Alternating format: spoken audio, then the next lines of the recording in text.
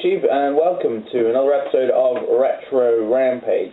But today it's going to be a slightly different one, because instead of my normal sort of retro playing, I play one game, I show everybody, I review, I shout about it, or I do consoles, I shout about them.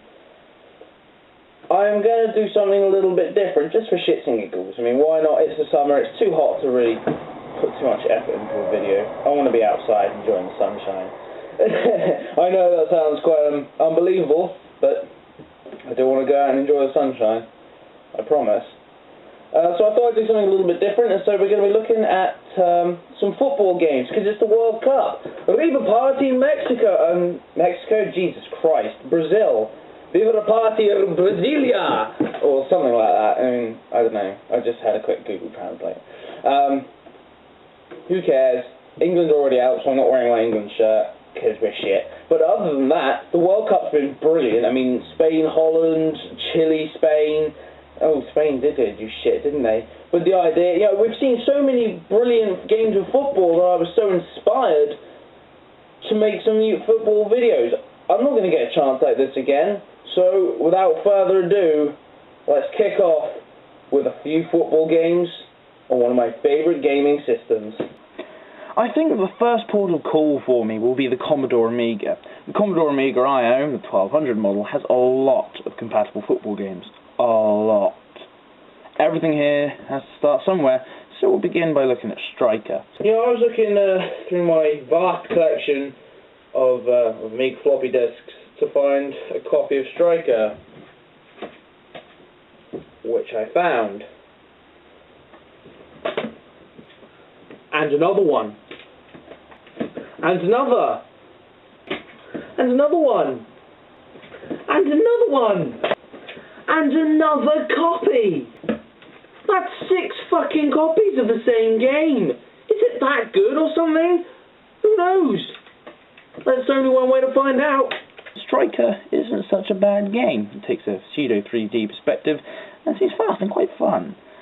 However, there is the issue of perspective. You can hardly see 10 feet in front of you, and the speed at which the game runs makes it kind of awkward to play at times, but it isn't a bad effort. Next, we're moving on to the Kickoff series, especially Kickoff 3 in this case, as that's the most recent game I own of them all. Kickoff 3 has a lot of issues. For starters, the players move so slowly, it looks like they're running through treacle, and the game just feels stagnant and dull.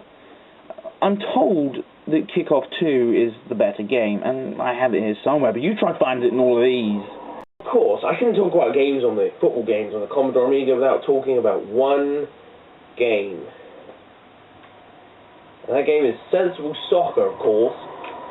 It's so good I actually have 3 different copies of this one. I have Sensible Soccer 1993, Sensible Soccer Limited Edition, and Sensible World of Soccer, which is by far my favourite. Mostly probably because it's the first game I ever actually played. Let's put this bitch in and play it, shall we? I'll show you how good it really is. It's a 16-bit masterpiece, and Sensible World of Soccer was by far my favourite. It was the first game I ever played, after all. However, not even that blind nostalgia takes away how fucking good this game is. As I said, it's a masterpiece of the 16-bit era, containing ridiculous amount of teams. If you've ever had that overwhelming urge to play in the San Marino Football League, well, this is the one for you. It's in there. Every country in Europe, and yes, the USSR has broken down by this point, so that is actually an achievement as opposed to being like 3 different countries, although it shows its age with Czechoslovakia and Yugoslavia. Oh, wow. But as I was going to say, every country in Europe is in this game. Every team in the league within that country is in this game. That's how good it is. It's obviously not just Europe, but that's probably the best example you'll get of it.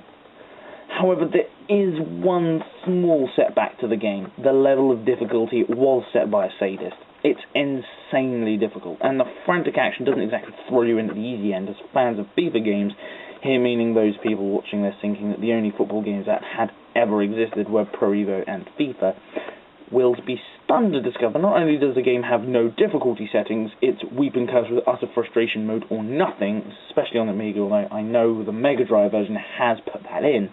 But the whole thing, finesse, shot angle, direction, and power are all controlled on a glorified Amiga version of an Atari 2600 joystick. Mind blown.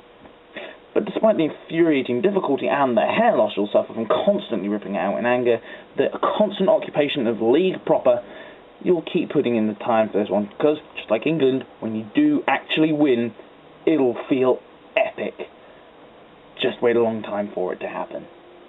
Only a couple of games left now, and next we'll look at is Pro Evolution Soccer. It might surprise FIFA fans again, but for quite a while Pro Evo outstripped FIFA in terms of quality and playability, and quite a few people preferred it over the FIFA series. They were fairly even on the PS1, and that isn't bad considering there were FIFA games from 1996 into the new millennium on the PlayStation 1, whilst Konami only released 2 games on the PS1 the whole time. It had a better control scheme than FIFA's, innovating the use of the shoulder buttons to sprint rather than the early FIFA's fairly stupid triangle mashing to get a player to run, and better looking visuals to boot. However, it fell down by only featuring countries, certainly in the first game, as this is the version I own, compared to FIFA's use of the top flight clubs. Pro Evolution had, and still keeps to this day, as a sense of higher difficulty. You really have to work the defence in order to find an opening, unlike FIFA's sprint up the pitch, dodge them all, and score tactic, which anyone else that plays FIFA 99, or the version I own for PS1, seems to do. On the PlayStation at least, it feels like more of a real football game. But to be fair, FIFA 99 feels like a real step up whenever I play FIFA 97 on my Mega Drive. Suffice to say, it's not the best. Released late in the Mega Drive's life, the game's an isometric footballer that feels really stiff and awkward to control, and with only 3 buttons, it never feels quite right to play. I was drop some F-bombs during play. Let's finish this football extravaganza with a trip back to the Atari 2600 to play real sports soccer.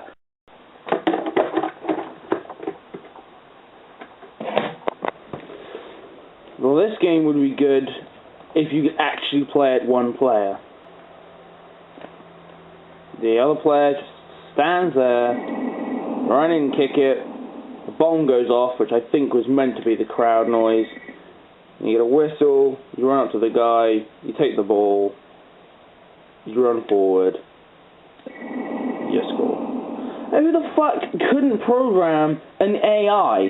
Like every other sports game I've ever played in the Atari, be it boxing, football as in American football, baseball, everything, they all have an AI. They might be very basic, but they have an AI. So why the shit doesn't this have one? I don't have a second controller, and, you know, no one else wants to play Atari games. But what I do like, actually, is the kind of passing thing. It's kind of nice.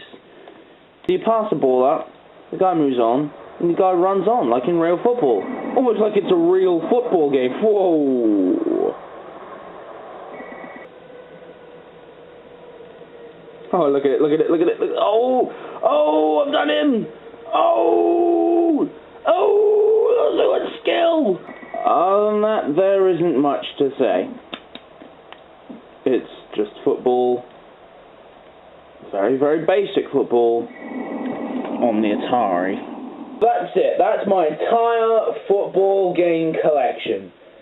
We've been through the Atari, the Mega Drive, PlayStation, Amiga. We've been through a lot of gaming systems.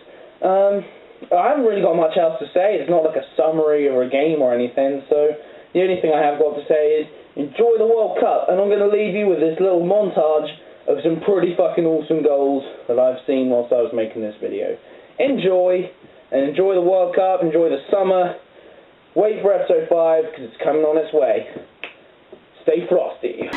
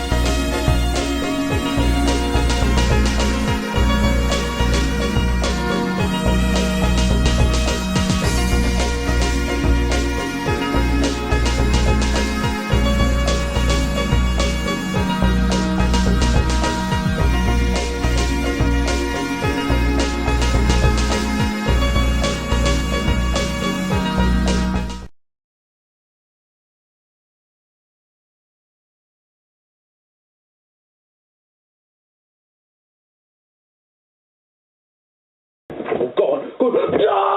Go! Go! Go!